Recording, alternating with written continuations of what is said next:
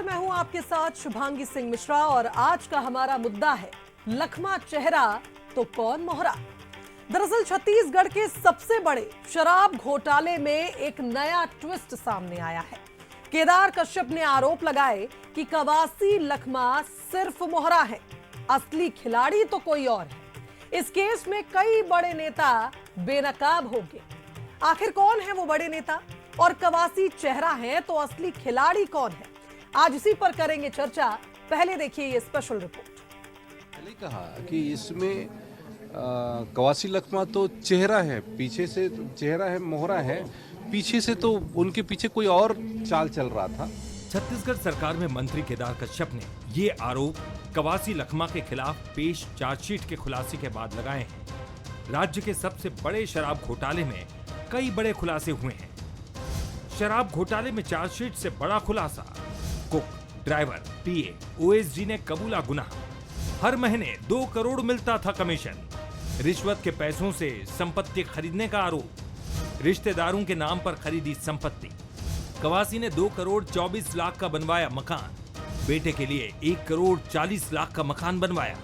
बहू बेटियों के नाम पर 18 करोड़ का निवेश। अनिल टूटेजा, अनबर ढेबर के साथ बनाया सिंडिकेट। कवासी लखमा को 64 करोड़ मिलने का जिक्र। कांग्रेस ऑफिस बनवाने के लिए 1 करोड़ 33 लाख का भुगतान। केदार कश्यप ने कहा लखमा सिर्फ चेहरा, असली खिलाड़ी कोई और। कैबिनेट मंत्री केदार कश्यप का आरोप है कि आदिवासी चेहरे को आगे कर बड़ा खेल खेला गया।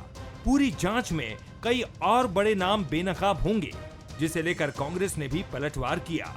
पूर्व विधायक विकास उपाध्याय ने कहा कि बस्तर में केदार कश्यप कवासी लखमा के लिए खतरा हैं, इसीलिए वन मंत्री कवासी पर बार बार बयान देते हैं। कवासी लखमा तो चेहरा है, पीछे से चेहरा है, मोहरा है, पीछे से तो उनके पीछे कोई और चाल चल रहा था।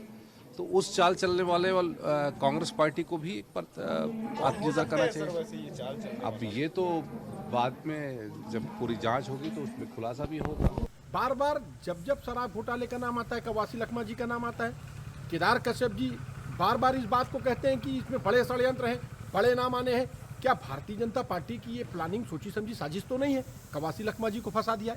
इनके इतिहास को देखेंगे तो ये सिर्फ जो ताकत में इनसे ज़्यादा बड़ा है, जो इनके सामने झुकता नहीं, उसके खिलाफ षड्यंत्र करते हैं। और पूरे शराब घोटाले में बार बार केदार कश्यप जी इस बात को कहते हैं कि अभी तो और कुछ होने वाला है, कोई बड़ी साजिश भारतीय जनता पार्टी तो इसको लेकर रच नहीं रही है। पूर्व आबकारी मंत्री पर बयानबाजी उस वक्त हो रही है जब हाल ही में उन्होंने जेल प्रशासन पर आतंकवादी की तरह ट्रीट करने के आरोप लगाए थे। तो वीडियो कॉन्फ्रेंस के जरिए उनको पेश किया गया तो वो अपना कुछ दुखड़ा बता रहे थे जज साहब को कि मुझको न्यायालय में पेश नहीं करते साहब, और न मैं आतंकवादी हूँ, न मैं पाकिस्तान का रहने वाला हूँ, मुझे भी तो पेश करना चाहिए कोर्ट में। तो जज साहब ने उनके बात को सुना, बोले ठीक है, हम इस बात की ध्यान रखेंगे। कांग्रेस कार्यकाल में 2100 करोड़ का शराब घोटाला हुआ। नेता, अफसर और कारोबारियों ने सिंडिकेट बनाकर घोटाला किया। कवासी लखमा पर 2 करोड़ रुपए हर महीने कमीशन लेने के आरोप लगे हैं। इस केस में चार्जशीट भी पेश हो गई है, जिसमें कई लोगों ने गुनाह कबूल किए। इसी बीच केदार कश्यप ने चेहरे और मोहरे पर सियासत गरमा दी। ऐसे में सवाल उठ रहा है कि लखमा मोहरा हैं तो असली चेहरा कौन है? तो देखिए, सवाल इसलिए उठेगा क्योंकि सारे साक्ष्य कवासी लखमा के खिलाफ थे, इसीलिए ही तो उन्हें जेल में डाला गया और उसके बाद से लगातार बाहर निकलने की कोशिश कर रहे हैं, लेकिन बाहर नहीं आ पा रहे हैं। कल भी 1300 पन्नों की चार्जशीट उनके खिलाफ जारी हुई है। लेकिन बंसल न्यूज के कुछ सुलगते सवाल हैं। पहला सवाल तो यही है कि शराब घोटाला केस में कवासी लखमा को आखिर किसने मोहरा बनाया? दूसरा बड़ा सवाल यह कि क्या चार्जशीट दाखिल होने के बाद कई और बड़े चेहरे बेनकाब होंगे? और तीसरा सवाल यह कि क्या तत्कालीन स्टाफ के कबूलनामे के बाद कवासी की मुश्किलें और बढ़ने वाली हैं? आज इन्हीं सवालों के इर्द गिर्द रहेगी हमारी चर्चा। सबसे पहले मिल लीजिए हमारे आज के मेहमान से। बीजेपी प्रवक्ता के.एस. चौहान जी हमारे साथ इस चर्चा में जुड़ रहे हैं। चौहान साहब, स्वागत करती हूं आपका। कांग्रेस प्रवक्ता धनंजय सिंह ठाकुर हमारे साथ जुड़ रहे हैं। धनंजय जी, स्वागत है आपका। वरिष्ठ पत्रकार राम अवतार तिवारी जी हमारे साथ जुड़ रहे हैं इस चर्चा में। तिवारी जी, आपका भी स्वागत है। तिवारी जी, सवाल वही, कि अगर लखमा मोहरा है तो फिर इसके पीछे वो बड़ा चेहरा कौन है, क्योंकि भारतीय जनता पार्टी अगर ये बात कह रही है तो किसी आधार पर ही कह रही होगी। उसके पीछे आप ये भी समझिए डिजिटल साक्ष्य लखमा के खिलाफ 1300 पन्नों का जो चालान पेश हुआ उसमें तमाम आरोप, कांग्रेस भवन में पैसा लगाया, खुद के लिए घर खरीदा, बेटे का घर खरीदा, तमाम सबूत है जिसके आधार पर यह बात कही गई कि कवासी लखमा आरोपी है। लेकिन अगर ये मोहरा है तो अब इससे भी बड़ा कौन सा चेहरा? तमाम मामले पर ईडी जांच कर रही है और ईडी ने अपने चालान में आरोप प्रस्तुत किया है। आरोप प्रस्तुत पे जो तथ्य आए हैं वो सबके सामने है, सार्वजनिक हो रहे हैं। अब इस मामले में जांच पड़ताल आगे होगी, बहस होगी, कई और साक्ष्य रखेंगे तो और दिनों दिन आगे जाकर पूरे मामले का खुलासा होगा। जो दोषी लोग हैं उनके पर कार्रवाई होगी। शराब के नाम पर भ्रष्टाचार इस समय देश में जहाँ जहाँ भी छापा पड़े हैं, जिन जिन राज्यों में, चाहे दिल्ली हो चाहे कोई भी राज्य हो, उन राज्यों में शराब में लगातार घोटाले सामने आ रहे हैं। पर्दे के पीछे के बहुत सारे खेल शराब में होते हैं। क्यों हो रहे हैं, किसके हो रहे हैं, ये सत्ता पोषित अपराध है या बड़े शराब माफियों का बड़ा खेल है, राजनीतिज्ञों का खेल है। जिसका भी खेल है उस खेल का बेनकाब होना चाहिए, उजागर होना चाहिए, दोषी लोगों पर कार्रवाई होनी चाहिए। और एक बड़ा रकम है, बड़े रकम, इतना बड़ा रकम है, इस बड़े रकम कहाँ जा रहा है, कैसे आ रहा है, तो क्या सत्ता में कोई भी रहे, इस तरह की अगर अपराध हो रहे हैं, सुनियोजित हो रहे हैं, तो जो देश की बड़ी एजेंसियां हैं उन एजेंसियों को जांच जल्दी से जल्दी पूरा करना चाहिए। कोर्ट को इसको विशेष सुनवाई करनी चाहिए जल्दी से जल्दी, ताकि जो दोषी लोग हैं उन पर कार्रवाई हो जी, और पूरा दूध का दूध, पानी का पानी हो जाए। बिल्कुल होना भी चाहिए। और बड़ी बात ये है जी जी जी तिवारी जी, कि शराब जो घोटाले हैं वो जिस तरह से घोटाले उजागर हो रहे हैं, इस तरह के शराब के नाम पर आप देखेंगे देश भर में अवैध शराब बिकने की बात, नकली शराब बिकने की बात, शराब के नाम पर घोटाला, अंग्रेजी जगह दूसरा शराब बिक रहा है, ब्रांड गलत बिक रहा है। तो आए दिन जो लोग पैसा खर्च कर रहे हैं, आम आदमी जो है उसके सामने भी दिक्कतें हैं कि वो गलत तरीके से शराब बिक रहा है करके। फिर दूसरी बात, जो सत्ता के पीछे से चल रहा है शराब, वो अलग घोटाला है। तीसरा जो है, इसमें समाज का एक बड़ा वर्ग है, वो दिनों दिन उससे प्रभावित हो रहा है। तो ये शराब का तो तत्काल प्रतिबंध लगाना चाहिए, जिस तरह से घोटाले। चलिए ठीक है, चौहान साहब हमारे साथ मौजूद हैं और चूंकि जिम्मेदारी उनकी ही है, अभी सरकार है उनकी। चौहान साहब, इतना वक्त क्यों लग रहा है? और अगर आपको लगता है, केदार कश्यप जी लगातार ये बात दोहराते आए हैं कि अगर सिर्फ लखमा एक मोहरा है तो फिर वो बड़ा चेहरा कौन है? आप ही बता दीजिए, इतना वक्त क्यों लग रहा है? जांच एजेंसियां आपके पास है, सरकार भी आपकी है। देखिए शुभांगी जी, सबसे मेरी पहली बात यह है कि जांच एजेंसियां हमारी नहीं, कार्यपालिका है। कार्यपालिका का जो काम है वो अपने आप में स्वतंत्र है। हम विधायिका का काम कर रहे हैं, कार्यपालिका का काम अलग है, न्यायपालिका अपना काम कर रही है। न्यायपालिका के सामने साक्ष्य पेश किया गया है कार्यपालिका के द्वारा, जो 1166 पेज की जो चार्जशीट पेश की गई है उसमें बहुत सारे खुलासे हुए हैं। और एक आम इंसान बन के अगर आप सोचेंगे, और हम सभी जो इसमें पैनलिस्ट में बैठे हुए हैं और आप भी वरिष्ठ पत्रकार हैं, तो आप ये बताइए कि क्या एक ही इंसान इन सब चीजों को मूर्त रूप दे सकता है? क्या एक ही इंसान सभी चीजें कर सकता है, पूरा घोटाला कर सकता है 2100 करोड़ का? ये नहीं, मेन बात ये है। और जो पहले भी दिखाई दिया है हम अपने अनुभव के हिसाब से, और जो पहले भी प्रकरण आया है, एक छोटे प्रकरण में भी कोई भी एक इंसान ही सिरे पर पूरा मूर्त रूप नहीं देता है। बहुत सारे ऐसे लोग, बड़ी शक्तियां छोटे लोगों को भी इन्वॉल्व किया जाता है, वो उन लोगों का भी बयान आ रहा है। और जैसे कि कवासी लखमा ने खुद ही बोला है कि मैं तो अनपढ़ था और मेरे को तो कुछ दिखाई नहीं, मतलब मैं तो जहाँ पर बोलते थे मैं साइन करके देता था तो किसके इशारों पे हो रहा था, क्या ये सही में मोहरे थे? ये तो जांच का विषय है, मोहरा कौन है और खिलाड़ी कौन है ये तो जांच का विषय है। लेकिन अभी जो तथ्य आ रहे हैं, तथ्यों के आधार पर कवासी लखमा और भी दूसरे नाम और जो इनके कनिष्ठ भी लोग हैं, जो ऑफिसर्स हैं, जो लिपिक हैं, वो भी साथ में जुड़े हुए हैं, ये सभी नाम और भी उजागर होंगे।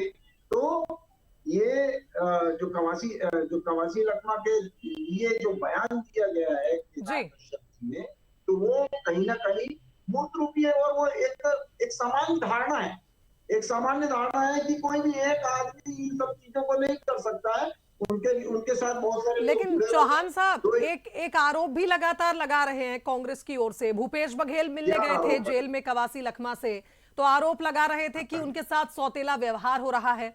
अब उन्होंने इतना बड़ा क्राइम नहीं किया है, वो खुद ये बात कह रहे हैं मैं कोई आतंकवादी नहीं हूं, मैं पाकिस्तानी नहीं हूं, मैं कोर्ट जाकर पेश हो सकता हूं, मुझे वीडियो कॉन्फ्रेंसिंग के माध्यम से क्यों पेश किया जा रहा है? ये आरोप भी कांग्रेस लगा रही है।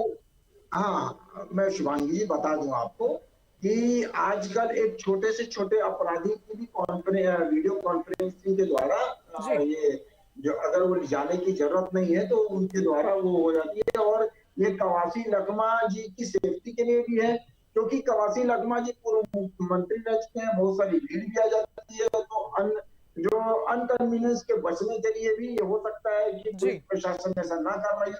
तब भी मैं ये बोलता हूँ कि अगर उनका ऐसा कोई हनन हो रहा है जिसकी उनको स्वतंत्रता है, तो कोर्ट है, कोर्ट में वो याचिका लगा सकते हैं। और अगर कोर्ट चाहता है कि आपको अगर ये सुविधाएं देनी चाहिए तो बिल्कुल वो सुविधाएं प्रोवाइड होंगी, लेकिन उसमें कोई भी भारतीय जनता पार्टी या सरकार का कोई हस्तक्षेप नहीं। उसमें कोर्ट का मामला है कि कोर्ट अगर चाहे कि आपको ये वाले सुविधाएं प्रोवाइड करनी है, आपको गाड़ी देनी है, आपको पेपर देना है, आपको खाना देना है, आपको दवाई देनी है, ये सभी चीजें जो भी हैं वो प्रोवाइड की जा सकती है। आप कोर्ट के द्वारा मांग सकते हैं सुविधाएं, ना कि सरकार के द्वारा। सरकार का कोई हस्तक्षेप नहीं है, ना ही वो आपको अवरुद्ध करती है और ना ही वो आपको प्रोवाइड कर सकती है कोई भी सरकार। बिल्कुल। और धनंजय जी भी हमारे साथ मौजूद है। चौहान साहब, धनंजय जी ये आप समझ लीजिए कि जो साजिश की बात कही जा रही है वो भी चौहान साहब कह रहे हैं कि हमारी इस पूरे मामले में दूर दूर तक कोई हस्तक्षेप नहीं है, जांच एजेंसियां काम कर रही हैं, जो आरोपी है उसके खिलाफ कार्रवाई चल रही है। आपको ऐसा क्यों लग रहा है कि केदार कश्यप जी अगर एक नॉर्मल सी बात कह रहे हैं कि और भी नाम हो सकते हैं, तो वो कोई बीजेपी की ही साजिश है? ये पूरी तरीके से नरेंद्र मोदी जी और भारतीय जनता पार्टी और अडानी की साजिश है। आप समझना शुभांगी जी, आपको याद होगा गौतम अडानी के परिवार के ऊपर में अमेरिका से 2000 करोड़ से अधिक की राशि भारत में रिश्वत देने का आरोप लगा है, जिसकी जांच अमेरिका में हो रहा है। और अभी कल परसों की खबरें थी कि अमेरिका के कोर्ट ने कहा कि भारत सरकार गौतम अडानी को सम्मान नहीं दे रहा है, जांच में सहयोग नहीं कर रहा है। ये खबर था। की पहले बात कर लेना, हम अमेरिका की बात देखिए सुन लीजिए ना, देखिए पीड़ा शुरू हो गई ना जी जी, मुझे मालूम था पीड़ा शुरू होगी। तो आप समझिएगा, जिस अडानी को बचाने के लिए पूरी भारतीय जनता, अमेरिका की बातें पहले उनसे बात कर लीजिए फिर मैं बोलूंगा। जी ऐसे मजा नहीं आएगा। चौहान साहब सुन तो लीजिए, अभी आपको मौका मैंने दिया, सुन लीजिए उनकी बात, सुन लीजिए, फिर आपके पास आऊंगी मैं। जी धनंजय जी। तो ऐसे मैं भी नहीं बोल पाऊंगा ना, फिर मैं चिल्लाऊंगा तो आप लोग नाराज होते हो। नहीं होंगे नाराज। गौतम अडानी जिसको बचाने के लिए पूरी भारतीय जनता पार्टी, स्वयं नरेंद्र मोदी जी, अमित शाह जी और भाजपा आरएसएस लगी हुई है। आप समझना इस बात में क्यों बोल रहा हूं। दिल्ली के मुख्यमंत्री केजरीवाल जी को शराब के मामले में गिरफ्तार किया गया। क्यों किया गया आपको पता है? रिलायंस को बचाने के लिए, क्योंकि रिलायंस के खिलाफ केजरीवाल जी ने बहुत सारे सबूत इकट्ठा किए थे और उस पूंजीपति के जो लूट है उसको रोकने की बात कहे थे। आपको याद होगा झारखंड के जो मुख्यमंत्री थे, अभी भी मुख्यमंत्री है, उनको भी झूठे मामले में फंसाया गया था। क्योंकि वो भी एक पूंजीपति के खिलाफ अपने राज्य को बचाने के लिए लगे हुए थे। छत्तीसगढ़ में भी गौतम अडानी को जो नरेंद्र मोदी जी खदान खोदने की अनुमति दी थी, उसके खिलाफ पूरे प्रदेश में कांग्रेस की सरकार थी। और आपको याद होगा इस केंद्र में बैठी सरकार का एक ही उद्देश्य है, कैसे अपने दो पूंजीपति मित्रों को लाभ पहुंचाया जाए। वो किस स्तर तक जा सकते हो आप देखे होंगे, पूरे हमने 3 जिक्र कर दिया। मैं ये बात कर रहे थे कवासी लखमा जी की, चार्जशीट की बात हो रही थी। आपने भी चार्जशीट के जो आरोप है उनको पढ़ने का काम किया है। क्या अभी तक किसी भी जांच एजेंसी ने जो आरोप लगा रहे हैं कि 21 करोड़ रुपए का घोटाला हुआ है जी, क्या 21 करोड़ रुपए की राशि संपत्ति या किसी अन्य तरीका से जब्ती किए हैं क्या? पहला सवाल तो यही है, उठता है। दूसरी बड़ी बात, ईडी और सीबीआई अब जांच एजेंसी कहां रह गई है? वो तो भाजपा की एजेंसी हो गई है। अगर ईडी और सीबीआई जांच करते वास्तविक रूप से तो हेमंत बिस्व शर्मा भारतीय जनता पार्टी में जाके मुख्यमंत्री नहीं बनते, वो जेल में होते। नारायण राणे और कितने लोगों का मैं नाम लूं जिन पर जांच इन एजेंसी ने किया था, जिन पर चार्ज लगा था, सब भाजपा में चले गए। चंद्रबाबू नायडू पर 659 करोड़ रुपए का जब्ती था। जब नरेंद्र मोदी जी को कुर्सी बचाने में मदद किए तो ईडी ने उस संपत्ति को वापस कर दिया। तो समझना यहाँ पर सवाल और तो ये भी कवासी उठता है लखमा जी बस्तर के जी, आपकी बात बिल्कुल ठीक है। आप जो 2 बात सेकंड कह दीजिएगा रहे फिर आप हैं सवाल पूछिएगा। जी जी, चलिए बोलिए। 2 सेकंड दीजिएगा फिर जी, सवाल जी, पूछिएगा ना। और बिल्कुल यहाँ पे कवासी लखमा जी बस्तर के आदिवासियों के बीच में लोकप्रिय चेहरा है और नरेंद्र मोदी बस्तर की जमीन को अडानी अंबानी जैसे को सौंपना चाहते हैं। जैसे अभी खबरें आ रही है 2 खदान अडानी अलॉटमेंट कर दिया, उसका विरोध कवासी जी कर रहे थे, पूरी बस्तर की जनता के साथ कर रहे थे। अब अडानी को लाभ कैसे पहुंचेगा? तो ईडी सीबीआई जो तोता है उसे फंसा दिया है। मैं तो कह रहा हूं ना, 2100 करोड़ जब्ती आपने किया है क्या? चलो मान लिया आपने घोटाले का आरोप लगा रहे हो, 2.5 साल से अधिक आरोप आप जांच कर रहे हो, 2.5 साल में आप चार्जशीट प्रस्तुत नहीं कर पाए। रही बात जेल में रहने की, तो ईडी का एक कॉलम है, जब तक जांच पूरा नहीं होगा, चार्जशीट प्रस्तुत नहीं होगा, न्यायालय उसमें जमानत नहीं देता। आज चार्जशीट प्रस्तुत हो गया है, बहुत जल्द कवासी लखमा जी बाहर होंगे। लेकिन क्या इस देश में को बचाने के लिए अडानी अंबानी के खिलाफ जो लोग बोलेंगे उस पर ऐसी कार्रवाई होगी क्या? और भाजपा इसको राजनीति मानती है, तो आपने शुरुआत किया है। अब मेरा सत्ता सवाल परिवर्तन होते वक्त नहीं लगता। सुनिए तो आप तो कई सारे घोटाले मेरा हैं। सवाल तो सुन लीजिए। अगर आपको ऐसा लग रहा है कि उन्हें अब कहीं ना कहीं जमानत भी मिल जाएगी, ये सारी बातें अच्छी हैं, तो फिर सिर्फ भूपेश बघेल ही क्यों गए वहां पर उनसे मुलाकात करने? आप सब क्यों नहीं कवासी लखमा से मिलने गए? उनकी तबीयत खराब भूपेश बघेल जी बता रहे थे, और जब आपको पता है कि आपके नेता सही हैं, तो फिर इसका आपने पुरजोर विरोध क्यों नहीं किया? आप भी कोर्ट जाते। जिस तरह से बीजेपी लगातार ये बात कह रही है कि कोर्ट में सारी कार्रवाई हो रही है, चार्जशीट कल जो 1300 पन्ने की चार्जशीट वहां पर गई है, चालान गया है, उसमें बहुत सारे साक्ष्य हैं कवासी लखमा के खिलाफ। धनंजय जी, आपने 2 बातें कही, आप कोर्ट क्यों नहीं जाते और जेल मिलने क्यों नहीं जाते? जी जी जी, उस दिन भूपेश बघेल जी जेल गए थे मिलने ना, उनको भी जेल में रोकने का प्रयास वहां के जेलर ने किया है। आपकी जानकारी के लिए बता दूं, किस बात का डर है इस सरकार में बैठे लोगों को? आपने कहा कोर्ट क्यों नहीं जाते, मैंने कहा ना, कोर्ट में हमारे वकील गए, उनकी जमानत याचिका खारिज हुई क्योंकि कोर्ट के पास चार्जशीट पहुंचा नहीं था, क्योंकि कोर्ट की प्रक्रिया है ना।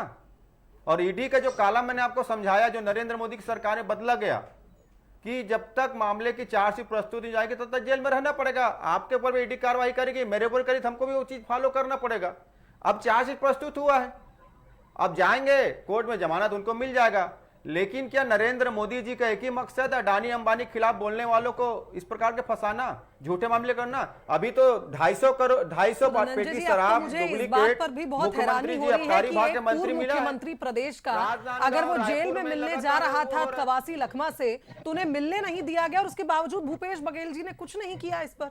उनको तो इस पर भी विरोध करना चाहिए था, उनका हक बनता है कवासी लखमा से मुलाकात। विवाद हुआ ना, जेलर के साथ विवाद हुआ, जेलर के साथ विवाद हुआ, मीडिया में बाइट दी है कि मेरे को मिलने से रोक रहे थे। आपके भी चला बाइट, वहां आपके ही बाइट चला होगा। भूपेश बघेल जी ने मीडिया में बाइट बोले दिए हैं कि किस प्रकार से माननीय न्यायालय के जो निर्णय है उसका पालन नहीं किया जा रहा, वो स्वास्थ्य नहीं दे रहा है। चलिए राम अवतार तिवारी जी, आपको क्या लगता है, जिस तरह की बातें हो रही हैं, बिना किसी आधार पर तो जांच एजेंसियां किसी को आरोपी बनाती नहीं हैं, और रही बात कवासी लखमा की, तो हाल ही में सुकमा का कांग्रेस कार्यालय तक अटैच किया गया, ये भी कार्रवाई ही हुई थी। जिस तरह से लगातार आप देखिए डिजिटल साक्ष्य हो, लोगों के कबूलनामे हो। अब तो जो स्टाफ था उसने भी बोल दिया है, उन आरोपों को स्वीकार कर लिया है। अब भी कांग्रेस को ये कहीं ना कहीं आस है। आप देखिए धनंजय जी खुद कह रहे हैं कि जमानत मिल जाएगी और हम प्रूफ कर देंगे कि गलत फंसाया जा रहा है। अडानी अंबानी का भी नाम वो ले रहे हैं बीच में। जांच एजेंसी एक बड़ी संस्था है, जिम्मेदार लोग हैं, सक्रिय हैं, कई तथ्य उन्होंने चार्जशीट में उजागर किए हैं। अब जो निष्पक्ष इसकी जांच होनी चाहिए, जल्दी से जल्दी सुनवाई होनी चाहिए और सुनवाई होने के बाद जो दोषी लोग हैं कार्रवाई होनी चाहिए, तभी इस तरह के जो भ्रष्टाचार के मामले वो रुकेंगे। अन्यथा ये अगर लिंगरान होता है, कोर्ट पे तारीख चला, जमानत हो गया, साक्ष्य छिप गया और घोटाले के बाद में दूसरा रूप देखा जांच एजेंसियों की जो विश्वसनीयता है, जो उसकी निष्पक्षता है, जो उसकी सक्रियता है, वो अब जो है दिखेगा जो पूरी सुनवाई होने के बाद। पहली बात। दूसरा बात ये दिखेगा कि जो आरोप लग रहे हैं जी कि और लोग शामिल हैं, तो जांच एजेंसी को और जांच पड़ताल करना चाहिए, बिल्कुल। दोषी लोगों का नाम और उजागर करना चाहिए और लोगों को ज्यादा लोगों को पकड़ा जाए, क्योंकि असली चेहरे अगर पकड़ में ना आए तो फिर जांच का मतलब क्या? मतलब जांच अभी भी अधूरी है। जो केदार कश्यप का बयान आया है कि जांच में पर्दे के पीछे और लोग थे, तो कौन वो लोग थे? ये भाई दोनों राज्य में सरकार है उनकी, केंद्र में और राज्य में, तो अब आरोप लगाने से नहीं, आरोप लगाने के बाद अब जो बड़े लोगों पर कार्रवाई होना चाहिए। जी राम अवतार जी, एक मेरा सप्लीमेंट सवाल है आउट ऑफ द बॉक्स। क्या हम इस पूरे अब वाक्य को अगर देखें, जिस तरह से लगातार तारीखें हो रही हैं, कोर्ट में पेशी हो रही है, मामला आगे बढ़ रहा है, जांच एजेंसियां अपना काम कर रही है, क्या 2028 तक हम कहें इस पूरे केस को, इस पूरे मामले को बढ़ाकर ले जाया जाएगा, इसे चुनाव तक ले जाया जाएगा? बिल्कुल सही सवाल कहा आपने कि 2028 तक ये जाएगा मामला। इसलिए जाएगा कि जांच पड़ताल जो है लंबा खींचेगा, कोई अभी तत्काल नहीं हो सकता, इसमें कार्रवाई होती रहेगी, आरोप प्रत्यारोप की राजनीति चलती रहेगी, जांच पे जांच। अभी जैसा भाई केदार कश्यप का बयान, असली आदमी कौन था, अब उसकी जांच होनी चाहिए, उसकी पकड़ होनी चाहिए, वो लोग दोषी होना चाहिए। तो ये जब तक और निष्पक्ष जांच नहीं होगा, जब तक सुनवाई पूरी नहीं होगी, जब तक सजा का ऐलान नहीं होगा या छूट गए आरोपी, तो भी एक बड़ा प्रश्न चिन्ह और बड़ा मुद्दा अभी बाकी है। अभी तो प्रारंभिक जांच चल रही है, अब कोर्ट में मामला आया, अभी तक एजेंसी के पास थी। अब कोर्ट जो है वो सारे तथ्यों को देखकर जो फैसला देगा वो ऐतिहासिक, वो नजीर बनेगा और इस तरह के जो घपले घोटाले नहीं होंगे। और जो घपले घोटाले में जो लोग हैं, जिसमें अधिकारी हैं, कई मामलों में देखें कि बड़े लोग पकड़ा तो गए, अधिकारी अभी तक घूम रहे हैं। जो अधिकारी हैं, जिन्होंने काम किया है, कृत्य किया, वो कहाँ हैं? बिल्कुल, शराब कारोबारियों की तो इसमें पहले भी हम देख रहे थे लगातार गिरफ्तारियां हो रही है, लेकिन अधिकारियों पर होना चाहिए एक्शन। चौहान साहब, कब तक होगा एक्शन? और अगर आपको लग रहा है कोई बड़े चेहरे हैं तो जल्दी से जल्दी उन्हें फिर पकड़ना भी चाहिए। जांच एजेंसियां लगातार काम कर रही हैं, तो अब तक सिर्फ कवासी लखमा की ही गिरफ्तारी क्यों हुई है? अगर इसमें और भी कई चेहरे हो सकते हैं तो? नहीं, और भी लोगों की गिरफ्तारियां हुई हैं, सिर्फ कवासी लखमा की ही नहीं, दूसरे जो अधिकारी हैं, जो कारोबारी हैं, उनकी भी प्रकरण में गिरफ्तारी हुई है और आगे भी गिरफ्तारियां होंगी। कवासी लखमा के पहले भी गिरफ्तारियां हुई हैं और कवासी लखमा के बाद भी गिरफ्तारियां हुई हैं, और भी आगे हो सकता है कि और भी गिरफ्तारियां हो। मेन बात यह है शुभांगी जी, जो मैं बात ही चालू किया हूं कि सरकार का इसमें कोई हस्तक्षेप नहीं है, विधायिका का इसमें कोई हस्तक्षेप नहीं है, कार्यपालिका अपना काम कर रही है, एजेंसियां अपना काम कर रही हैं और न्यायपालिका अपना काम कर रही है। न्यायपालिका जिस हिसाब से उनको इंस्ट्रक्शन देती है, उसके हिसाब से ही अब कार्यपालिका काम कर रही है और उसके इंस्ट्रक्शन को फॉलो कर रही है। अब न्यायपालिका के बीच में और कार्यपालिका के बीच में सरकार कौन होती है बोलने वाली? जी नहीं, सरकार सिर्फ सपोर्ट कर सकती है। अगर न्यायपालिका अगर न्यायालय कुछ बोलता है कि सरकार इसमें लेकिन सपोर्ट चौहान करे साहब, या केदार जी ने एक ऐसी बात कह दी है, इतना संवेदनशील ये मामला, इतना बड़ा घोटाला छत्तीसगढ़ का, उसमें अब अगर उन्होंने ये बात कह दी है कि कोई बड़ा चेहरा, तो फिर सुई उस तरफ ही मुड़ जाती है। फिर यही आपसे पूछना चाह रहे हैं, कौन सा वो बड़ा चेहरा? नहीं, अरे आप एक बात बताइए शिवांगी जी, ये कॉमन सेंस की बात है कि कोई भी एक इंसान इतने बड़े प्रकरण को नहीं कर सकता है। और अभी हमारे साथी प्रवक्ता बोल रहे थे कि 21 करोड़ रुपए भी मिला है क्या, तो मैं आपका नॉलेज थोड़ा सा दुरुस्त कर देता हूँ कि अचल और अचल संपत्ति जो सीज की गई है वो उसकी लगभग कीमत जो है 103 करोड़ रुपए है। 103 करोड़ रुपए आप जाके साइट पे देख सकते हैं कि इसमें इस प्रकरण में जितने भी लोगों की चल अचल संपत्ति जो सीज की गई है वो लगभग 103 करोड़ रुपए की है। दूसरी बात, आप मुझे सिर्फ ये बताइए कि ये काम और कुछ भी काम, क्या आप न्यायालय जाके अगर आपका गैर कानूनी कोई काम कर लिया जा रहा है या एजेंसियां ने कोई भी असंवैधानिक काम किया है या कानूनी रूप से चलिए ठीक है चौहान साहब, मेरे पास समय की कमी है, धनंजय जी से मुझे लास्ट रिएक्शन चाहिए। जी धनंजय जी, क्या कहेंगे आप? धनंजय जी देखिए, आप शुभांगी जी, आप भी यही हैं, मैं भी यही हूं, और सत्ता बदलते रहती, सब देखते हैं। आज जिस प्रकार से भारतीय जनता पार्टी ने ओछी की राजनीति की है, एक दो लोगों को फायदा पहुंचाने के लिए, अडानी और अंबानी को, और जो विपक्ष के लोग हैं, अभी तक रिपोर्ट सामने आया है, बीते 11 साल में 25 जो विपक्ष के नेता पर ईडी और सीबीआई ने कार्रवाई किया, 23 भारतीय जनता पार्टी में चले गए, ईडी सीबीआई कार्रवाई बंद हो गई, और सारे आज भारतीय जनता पार्टी के बड़े पदों को सुशोभित करे, हेमंत विश्व शर्मा, ऐसे कई लोग हैं, चंद्रबाबू नायडू। तो आप इंतजार कीजिए, इन्होंने शुरू किया है, कल इन पर भी आएगा। भाई झूठे आरोप तो लगाना है, पर इनके तो घोटालों की लिस्ट है। ये देखो चिल्लाने लग गया ना, मैं तो झूठे आरोप बात के चिल्लाने लग गया ना।